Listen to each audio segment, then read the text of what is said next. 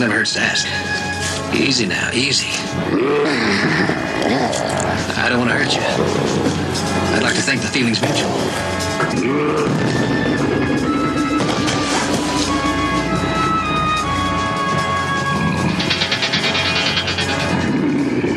Okay, have it your way.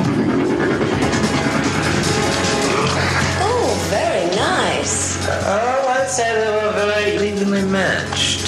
I don't know. No, I'll still bet on the Sasquatch.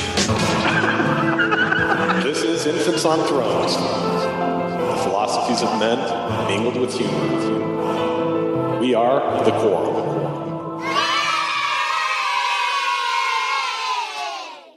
I would be remiss if I was on the line with you here and I didn't talk to you about the Sasquatch aspect. So is it okay if we change gears to that? As long as you don't ask me if it was Cain. That was the first thing I was going to ask you. Well, we can touch on that because I get asked that over and over and over again. I'm sure. Yeah. Okay, so we're on it already. Yeah. So what's your thought on that? I mean, this is I'll give a little background for the listeners. So there's a story. I think it was originally related by David Patton, correct, and it was later written about by Abraham Smoot.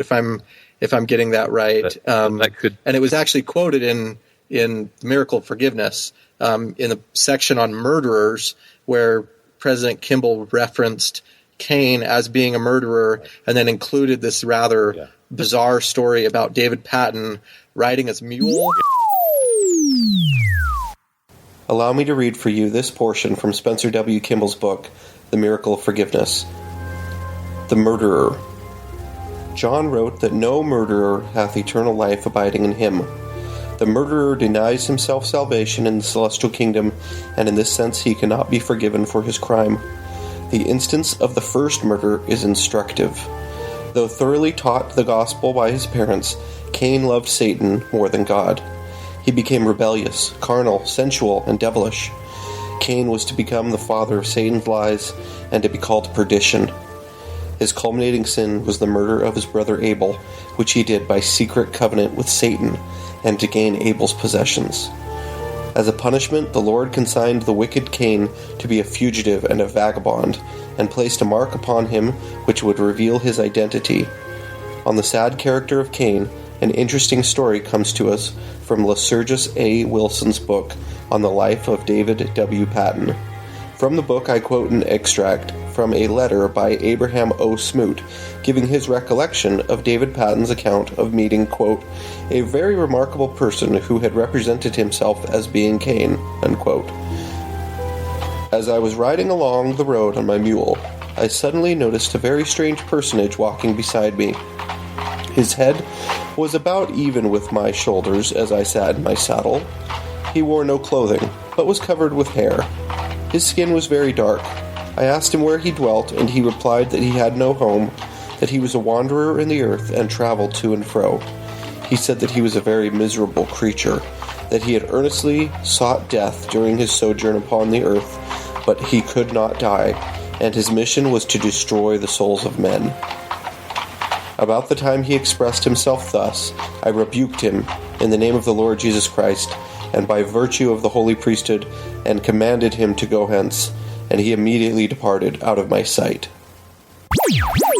Kimball didn't actually say the word Bigfoot or Sasquatch in there, but a lot of people, I think it's fair to say, a lot of LDS people have taken that to be, that's the explanation for Bigfoot. Yeah. So you're the Sasquatch expert. What are your thoughts on that as a Mormon, as a professor, as a foremost scholar on this? You get asked this all the time. I've got to hear your answer. Sure. Well, and then maybe people will stop asking you. Yeah, well, yeah, maybe. Well, if Spencer W. Kimball hadn't cited that story and related it without commentary whatsoever, no one would be asking me this question. But because that Miracle of Forgiveness is such a widely read book, it's one of those seminal works that just about everybody has read at some point. It's widely known. The story became widely known. But, it's open to interpretation. It's been a long time since I've read it, but my impression was he didn't describe this as a hair-covered giant, but as a tall, hairy man. So does that mean he had long head hair and long flowing beard or what.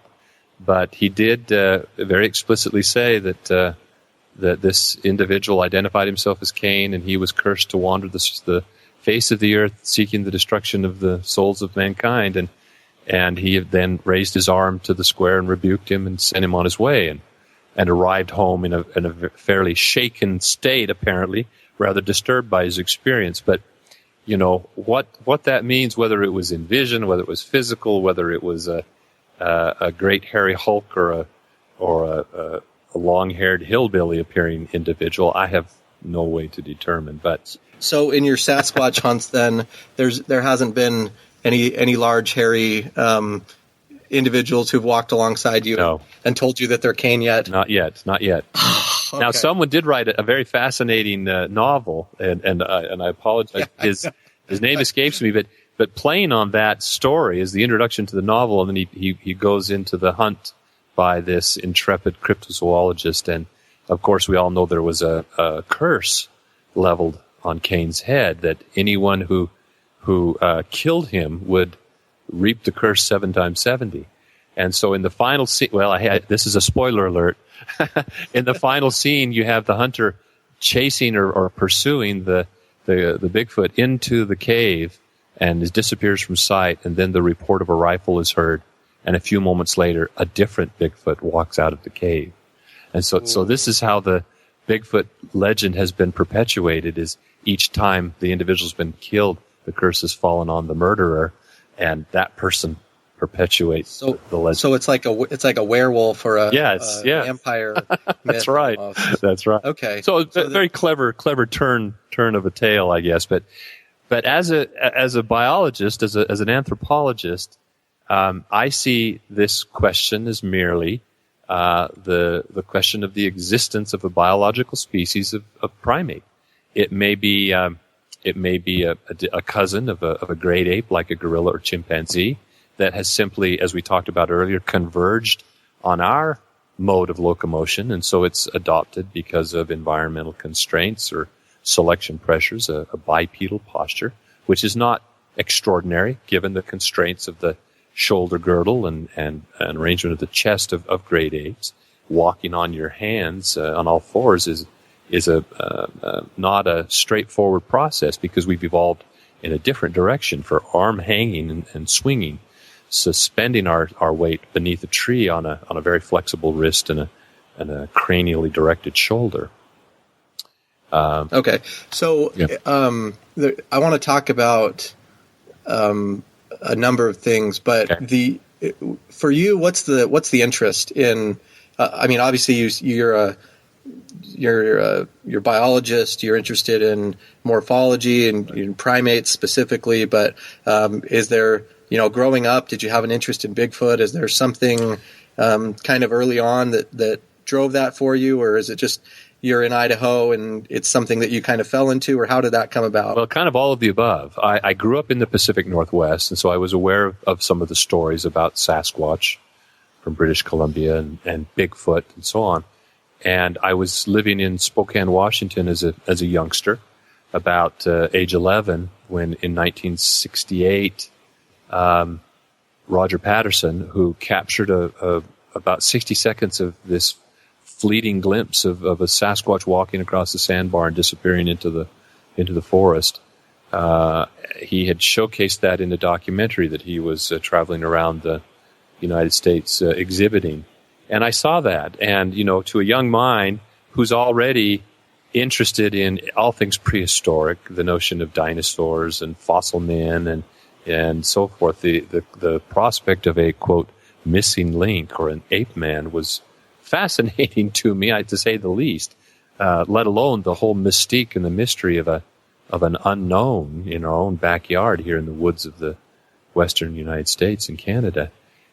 It may have influenced my interests. I was always interested in anatomy and both human and comparative anatomy. Even as a youngster, I was fascinated with zoology, and I pursued a career in anatomical sciences with an emphasis in physical anthropology. And I was particularly interested in how animals move. I mean, when you think about what shapes animals, there are basically three behaviors that have impact on their appearance.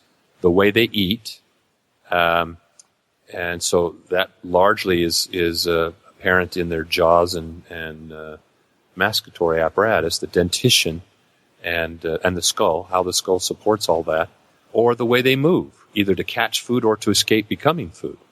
And so the postcranial skeleton, the body, that really takes on the shape. A cheetah looks the way a cheetah does because it's able to, and it relies on its tremendous speed to run down a gazelle. And a gazelle is fleet-footed in order to attempt to escape the cheetah. And so my focus was primarily on how animals move. And I was, of course, interested in human bipedalism. And so my academic career took me down a path that involved the study of both non-human primates and how they moved, the study of skeletal remains, fossil remains, and analogies between those fossils and living taxa in order to infer and reconstruct locomotor behaviors of long extinct species. But and more particularly the advent of human bipedalism and our evolutionary history, what has shaped our body and our ability to run. And, humans are unique amongst the primates in that we can run marathons. We can train, and we have the physiology for endurance, distance running and walking. And that's really set us apart. So the prospect of another biped that would serve as a natural experiment in comparison and contrast to our condition was one that was always rattling around in the back of my head as a very interesting possibility. And then the falling into it kind of occurred. It was very dangerous, risky to profess an interest in something that had such a tabloid stigma as the existence of Bigfoot by an academic. But eventually I was naive enough to launch into it when some circumstances literally dropped it in my lap. And in 1996, I came face to face with a long line of very fresh footprints in southeastern Washington. These were humanoid in shape, 15 inches long, very spontaneous, very animated. And the hair, stood up on the back of my neck when that realization began to settle in that, my gosh, a Sasquatch just walked by here a few hours. Or else someone who was a very sophisticated hoaxer is pulling the wool over my eyes. And it seemed that at that stage of my career, I should be able to evaluate the likelihood of one scenario versus the other. So we pulled some casts from that. I started collecting casts from other individuals and replicating them. I have over 200 footprint casts in my laboratory now. We've archived over 180 of those by way of three-dimensional scanning. Those will soon be available to the public and to other investigators once we get our web portal reconstructed. But and I've published extensively. I've presented extensively at professional meetings, and not only proposed a model to explain the distinctions of the Sasquatch foot, but I've even attached an ichnotaxonomic name to them. Ichnotaxonomy is a parallel system of taxonomy that is applied to tracks and traces, usually of unknown extinct species, for whom tracks have been found, or traces, burrows, so forth, footprints, trails, but for whom the body of the track maker or its remains have never been found. So you have a handle. And after floating the notion of attaching a gnomon to these Sasquatch tracks with several professional ichnotaxonomists and presenting such a proposal at a symposium on Cenozoic tracks and traces, I got sort of the implicit nod, overt in some instances, to go ahead, submit the abstracts or submit the manuscript.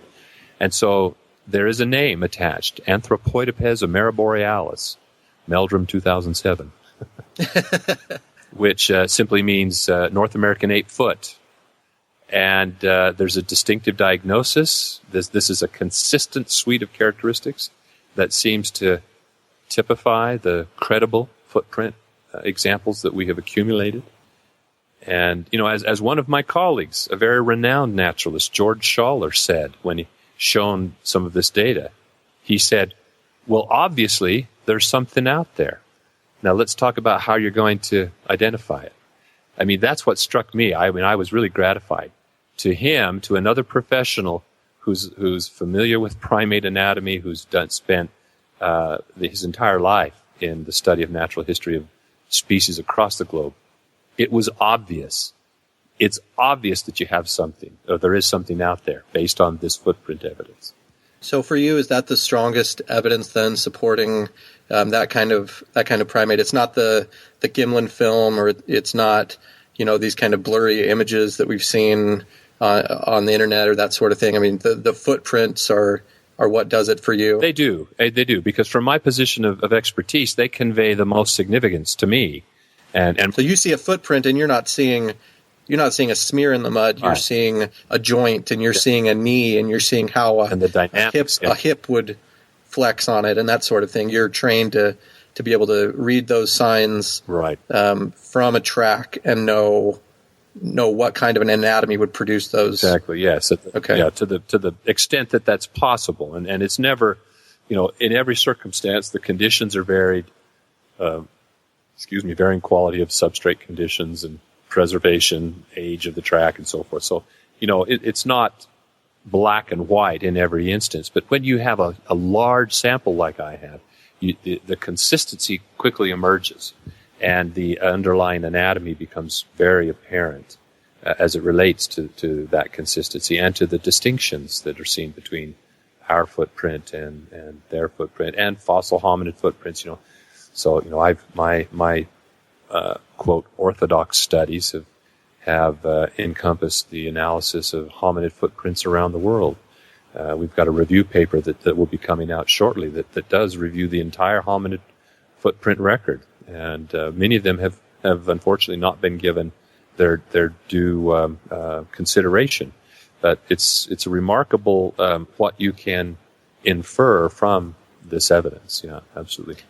So, a couple of questions then. What likelihood do you put on the existence of this kind of this primate? I mean, what if there's a number, a percentage that you could put on it based on everything you've seen? Right. How likely is it? Is there a chance that it doesn't exist and these are all hoaxes, and it's just, hey, there happens to be a lot of similar footprints, or for some reason there's a biased sample of these footprints? The better ones are making it up the chain to you, and the really bad ones, never make it out of the garage sale. Well, what are the odds there? Yeah, and those exist. I mean, and I have examples in my collection that are obviously fake. There's no question in my mind that they're fake. But to be honest, I have to qualify my own opinion, because we don't have that definitive type specimen, or even yet a definitive novel DNA sequence to indicate. So short of that, if you want to say 99% certain. So personally, you're quite certain. Yes. That it exists. Quite certain that it exists. Yeah. I mean, when you sit across the table or across the living room from an eyewitness who you have come to know well, or who you already have known really well, who has had a face-to-face daylight experience, sustained experience or encounter, how do you say to that person, well, you were mistaken? I mean, setting all the other evidence aside for just a moment and just considering the anecdotal eyewitness testimonies, I mean, yes, you're always at the mercy of their credibility. You're at the mercy of their powers of observation and ability to interpret what they're experiencing, and their suggestibility. People sometimes see what they want to see, and so a flash of bear fur might take on the aura of a sasquatch lurking in the shadows, and that person may be absolutely convinced that they had a Sasquatch encounter. They can't rationalize it any other way.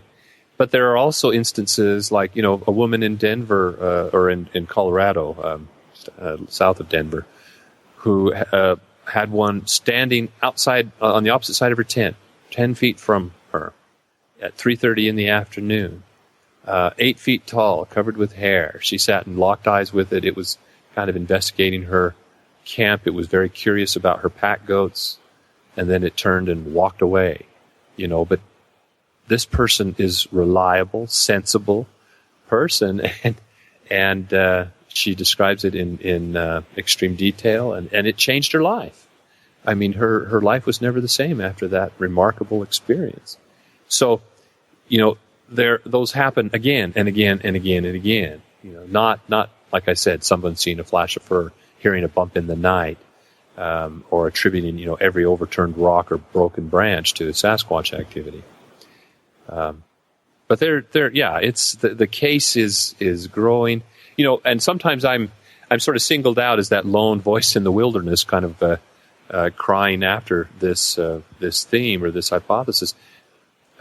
I work with lots of people behind the scenes, and I've networked with lots of agency personnel who have had experiences themselves or who've been the recipient of reports of people in the national parks or national forests, foresters and game wardens and wildlife biologists and those of my colleagues, trackers and anthropologists and state veterinarians, state archaeologists. I mean, there are lots of professional people who are very, very interested in this subject.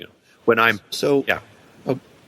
So what? Why is it then that? I mean, something's got to be very different then from this species compared to any other large animal that we've seen on Earth. I mean, I would think so, because you're saying we don't have any DNA evidence, so there hasn't been any fur. Oh yes, there is. There has been hair, but and this, the skeptics will just kind of throw their hands up at this, but the qualities of that particular type of hair, which the most significant aspect is the acellular medulla, the central core, which in many species has stacked cells, is devoid of those stacked cells. It has an acellular or a cell-less medulla, and that's not unique to Sasquatch by any means. And even some humans exhibit that. Individuals with very pale hair, with very strawberry blonde or pale hair, might exhibit that condition, as well as other animals. Polar bears have an acellular medulla. They have a very hollow hair shaft, and that's why they turn green sometimes. Algae actually get down in that central shaft and grow. Okay, but be that as it may, I mean, there's not, other than the Gimlin film or maybe like a handful of, fairly, there hasn't been any kind of HD footage of this yet. There's no, I mean, people put these cameras out in the forest all the time, hoping to, it's pictures of every other animal that's out there. Just about, it seems like, there's elk and deer and rabbits and bears that'll set these camera traps off.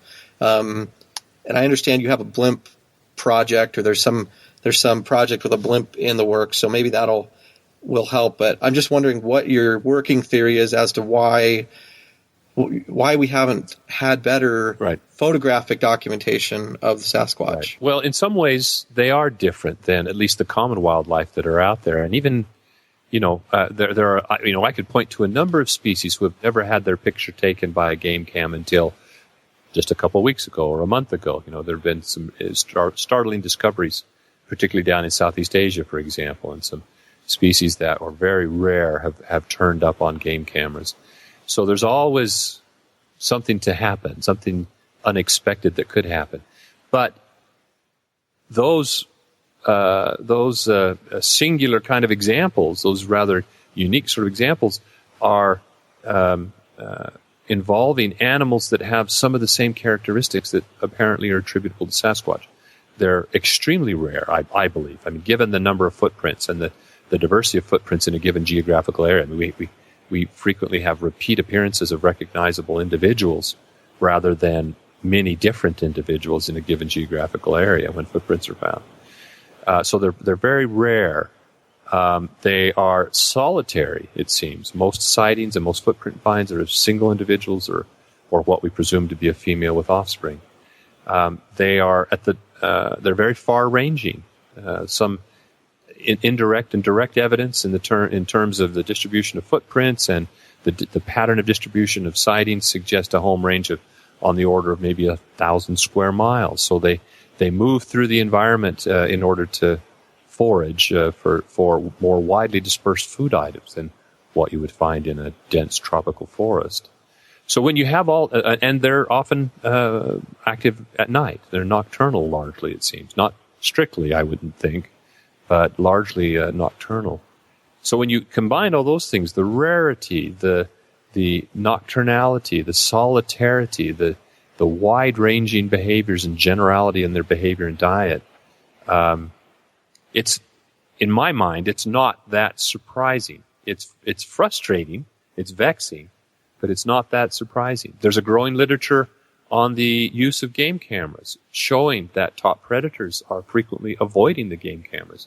Now, and whether it's electronic emissions or light leakage or scent, or just simply, as has been suggested, the novelty of this item, even well camouflaged, on a well-used game trail. I mean, these animals, they know every square inch of these trails they traverse, and you stick something up there and you disturb it, and they're paranoid about it. And they've documented, for example, coyotes circumventing game cameras.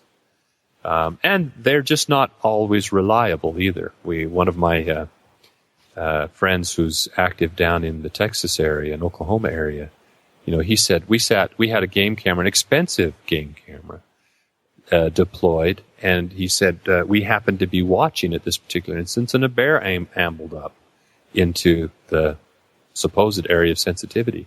And that bear was there for 20 minutes before it left, and not a single picture registered on the camera. So, I hate to give apologetic answers, but the skepticism has to be tempered by a realistic understanding of the variables at play. And when you consider the variables, I mean, they're exactly what you would expect for an animal to have remained as elusive as it has remained. I mean, that sure. If we haven't found it yet, there's a pretty good reason why, or there's a lot of good reasons probably why we wouldn't have found it. Right. So tell us about this airship, right, with the project with that. What's going on with that? Well, it's entitled the Falcon Project, and it's the brainchild of a colleague that named William Barnes, who dreamed this up after he had an encounter in California. He was a gold dredger, and he had an individual right about dusk come down into his camp and sort of inspect things and walk right through camp. He was hidden away inside his tent, but could see out through an opening, and got a very clear view of this creature. From then on, he, and again, as with so many people, it changed his life.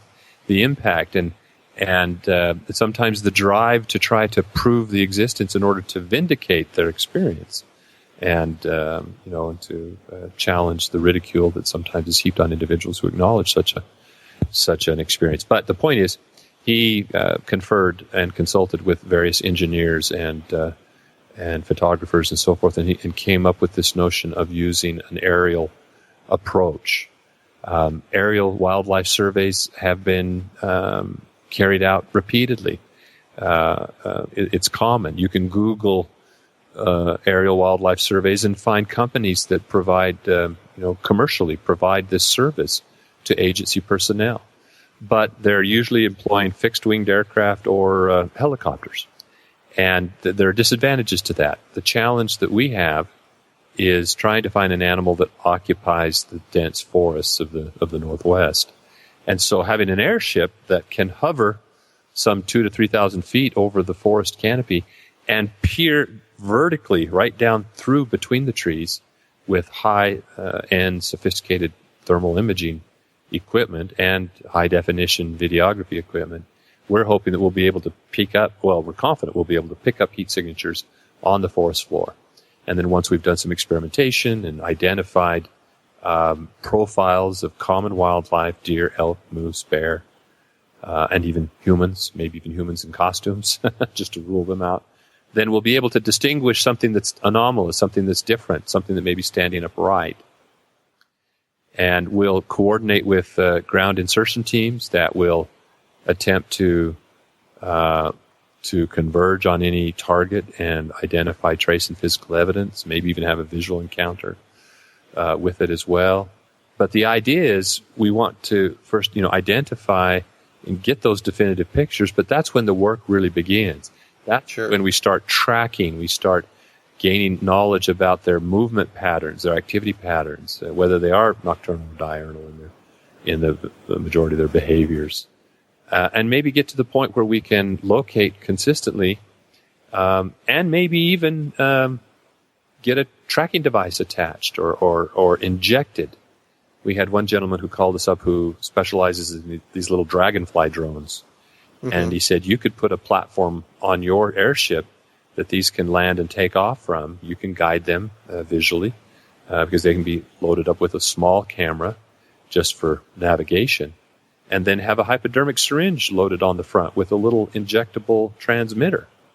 And this thing zips down there like a mosquito and stings the Sasquatch in the derriere and implants this subdermal transmitter that'll last for a couple weeks maybe, because you're not going to have the size to carry a big battery and all that. Wow, that is incredible. Would that be something? I mean, yeah, it would be something. You had better prepare to do a lot more TV interviews if you're well, if we're successful. If your airship, if this Project Falcon is successful, I mean, that would just blow the doors off of, primate research. I mean, that would just be incredible. Coincidentally, no sooner had we made our announcement of this initiative, ambitious as it is, then I was notified by a colleague who had just attended a conference on great ape conservation, and there was an entire symposium devoted to the use of unmanned drones in aerial surveys of great ape populations. And the example that he shared with me was the individual who was using it to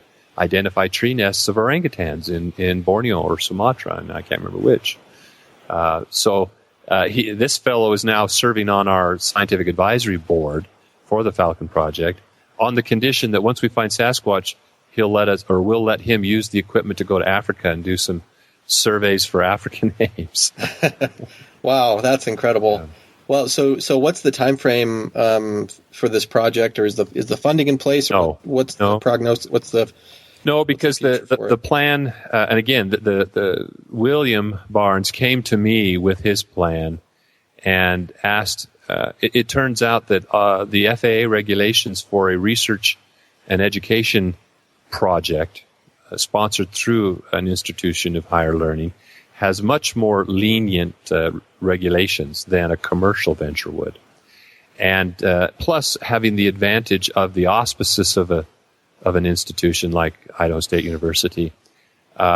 He asked that I broach this with our Office of Scientific Research, and I did. It's a little unprecedented because they're used to handling proposals for a fixed amount of money that are going to a specific agency, whereas we're appealing to the public and to private donors and commercial donors, commercial sponsors for this, because as legitimate and as scientifically sound as this approach is, the fact that we're looking for Sasquatch means we have a snowball's chance of any federal funding, especially under the conditions of sequestration now. Sure. So that was the intent. So we're doing fundraising. We're courting sponsors. We have a couple that are in the wings, and a couple that are about one that's ready to launch a very ambitious PR campaign to get the word out. And then we've set up an account through the ISU Foundation to receive tax-deductible private donations.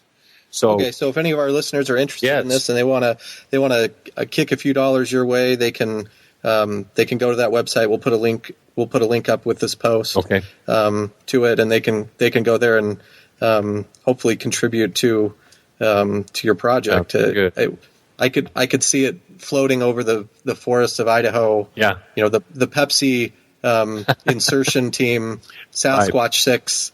Well, we had some interest, at least initially. We haven't followed up yet. We need to do this. But Red Bull, which sponsored that jump from outer space, they were intrigued by some of the analogy there, and so that's a possibility. You might see Red Bull logo. Sure. Is there any? Yeah, they've got wings, right? Yeah, and I would say too to your listeners as well. One of the things that we're very interested in doing is, because I'm always a real advocate of the citizen scientist, that because of the nature of this animal And the difficulty of an academic just going out into the field and collecting data, and I've spent months at a time doing that with variable success. But it really relies on the eyes and ears of all those other people who are out there, much like, national bird counts. And so the more people understand about discriminating data and collecting evidence in the field so that it will be useful scientifically, the better off.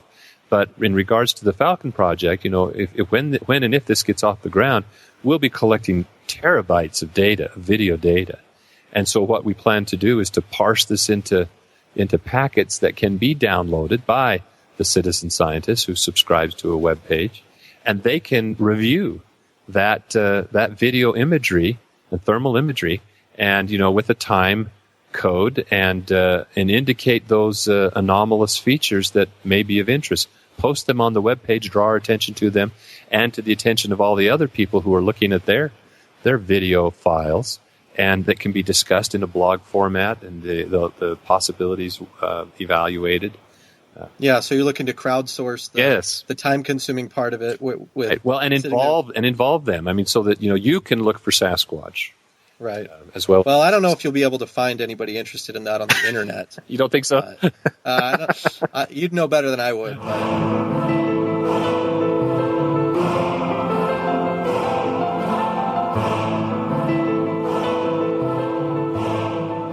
Well, that was fine. That was fun. I enjoyed it. Okay. Yeah. I hope, like I said, I hope I don't get a call from my stake president, Bishop here. No, you'll be fine. Be kind with the editing. Yeah. Yeah, we're obscure enough. He'll never see it. So. Well, you'd be surprised. We did a thing. One of the other controversial issues that I've gotten roped into was the DNA in the Book of Mormon.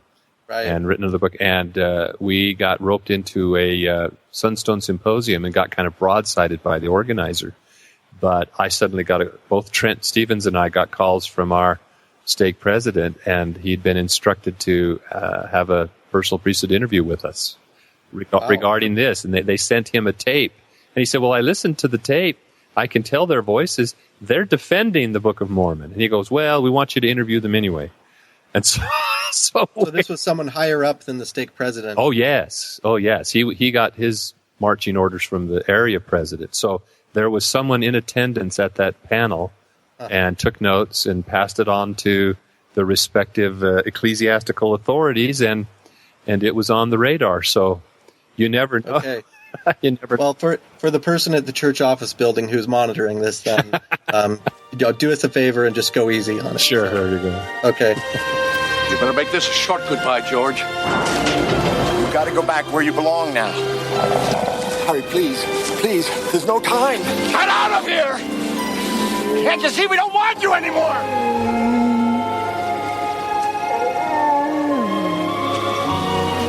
Take care of yourself now, okay?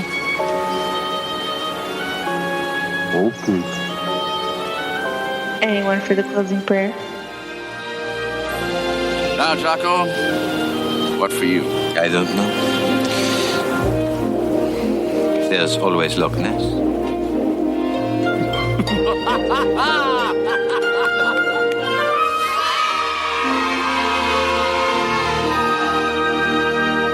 Thank you for listening to Infants on Thrones.